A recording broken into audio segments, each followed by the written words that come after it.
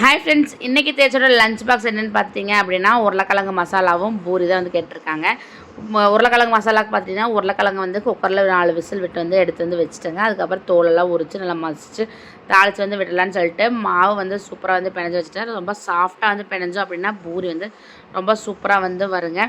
உருளைக்கிழங்கு மசாலா வந்து தாளித்து நல்லா வந்து கொதிக்க விட்டுட்டு பூரியும் சைட் பை வந்து போட்டு எடுக்கிறதுக்கு வந்து ஸ்டார்ட் பண்ணியாச்சு. இந்த மாதிரி டிஃபன் ஐட்டம் செஞ்சு கொடுத்தா அப்படின்னா நமக்கும் கொஞ்சம் ரிஸ்க் இல்லைங்க. காலையில் பிரேக்ஃபாஸ்ட் எல்லாத்துக்குமே ப்ரிப்பேர் பண்ண மாதிரி இருக்கும், அவனுக்கு டிஃபன் பாக்ஸ் கொடுத்த மாதிரி இருக்குன்னு சொல்லிட்டு ரைஸ் எல்லாம் வந்து கொண்டே போக மாட்டா. டிஃபன் கொடுத்தேன்னா கண்டிப்பாக வந்துட்டு கொண்டு போயிடுவான், ஃபுல்லாக சாப்பிட்டு வந்து வந்துடுவான். லஞ்ச் எல்லாம் பார்த்துட்டிங்க அப்படின்னா ஸ்கூல் முடிஞ்சு 3:30க்கு மேலே வந்தோன்னே சாப்பாடு, ரசம், படம், பொரியலெல்லாம் வந்து வச்சு ஊட்டி விட்டோம் அப்படின்னா ஃபுல்லாக வந்து சாப்பிட்டுக்குவாங்க.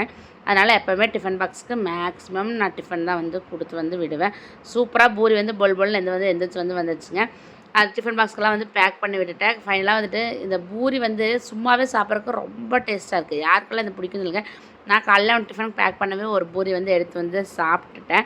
ஃபைனலாக வந்துட்டு அவன் ஜூஸ் வந்து வேணும்னு வந்து சொல்லியிருந்தான். சரி, அதையும் வந்து கலக்கி பாக்ஸில் வந்து ஊற்றி கொடுத்துடலான்னு சொல்லிட்டு லெமன் டேங்க் பவுடர் வந்து கொஞ்சம் இருந்துச்சுங்க, அதையும் மிக்ஸ் பண்ணி சுகர் போட்டு நல்லா வந்து கலக்கி ஜூஸ் பாட்டில் வந்து ஊற்றி வந்து கொடுத்து விட்டுட்டேன். சரி, ஜூஸ் வந்து ஜாலியாக வந்து குடிச்சிட்டு வாடா அப்படின்னு சொல்லிட்டு ஸ்கூலுக்கு அவனும் வந்து கிளம்பிட்டான்.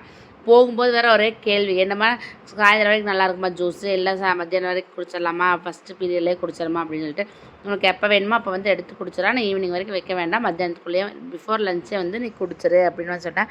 ஓகேன்னு வந்து சொல்லிட்டு வந்து போயிட்டாங்க. ஒரே ஹாப்பியாக அவனுக்கு பிடிச்சதெல்லாம் கொடுத்து விட்டோன்னா ஸ்கூலுக்கு போகிறது எந்த ஒரு ரிஸ்க்குமே இருக்காது.